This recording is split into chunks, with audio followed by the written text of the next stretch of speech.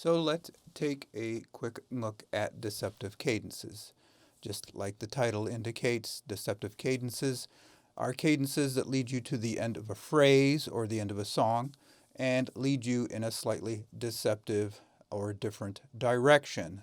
So as a songwriter, you want to lead your listeners to a certain point, and then sometimes you want to surprise them. For example, in the key of C, you might play a C chord, an F chord, and a G chord, which are the three major chords that you would be using in a song. And normally that would lead you back to C again.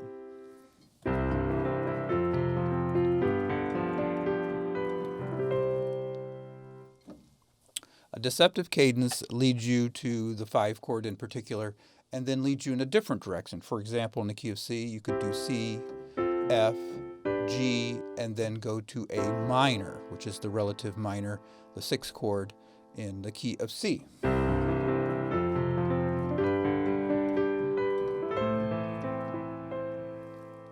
And then you could either quickly find your way back by using the G chord and back to C like that, or you can use it to lead you in a whole nother direction, for example, into a bridge or a chorus.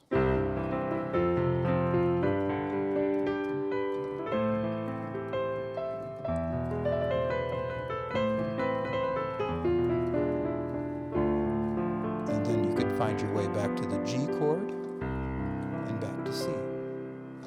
So a deceptive cadence, just like it sounds, is a cadence that doesn't go right back to the tonic or the root chord. It goes someplace else. A very simple deceptive cadence, sometimes called the Plagal Cadence, sometimes called the church hymn cadence, is going to the 4 chords. So in this case, it'd be F, G, and then instead of going back to C, you would go back to F again. It's got kind of that amen type sound to it. Another chord that you could go to would be the flat 6, which would be in the key of C, would be A flat major. So C, F, G, setting up the cadence, and going to A flat major, which is kind of an uplifting sound. And again, you could go right back to G and resolve it there. Or you could lead into a whole nother key. So C, F, G, G7,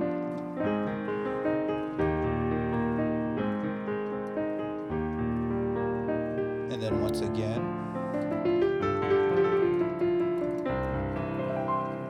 read you back to C. So they can either make a small transition to kind of make the ending a little surprising, or they can be transitions that lead you off into a whole nother key. And you could either modulate or change keys and stay that way for the whole song, or find your way back again. So the question is, why do these deceptive cadences, those 3 in particular, work so well? The common denominator is they all have the C in it. So what makes the 5 chord work so well, a lot of people wonder, C, F, G, and G7, why that lends your ear there. A lot of people think it's the 5th, which is G, but it's actually what we call the leading tone, which means in the G chord, we have a B there, which is only a half step away from C. And when you're only a half step away, that really leads your ear right into that note.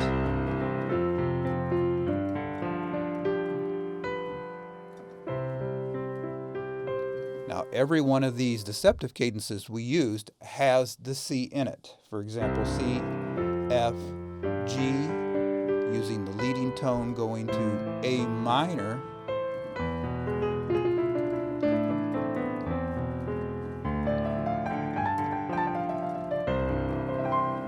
then back to C again.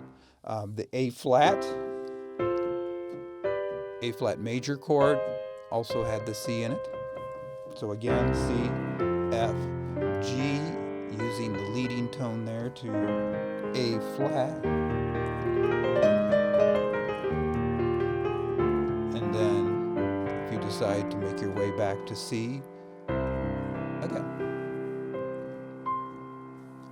So again, they can be used as kind of to refresh the ear, especially if you've been using a chorus or a verse and using the same chords over and over again. It can be a very, very refreshing sound. So Deceptive Cadences, a wonderful thing to use in your songs.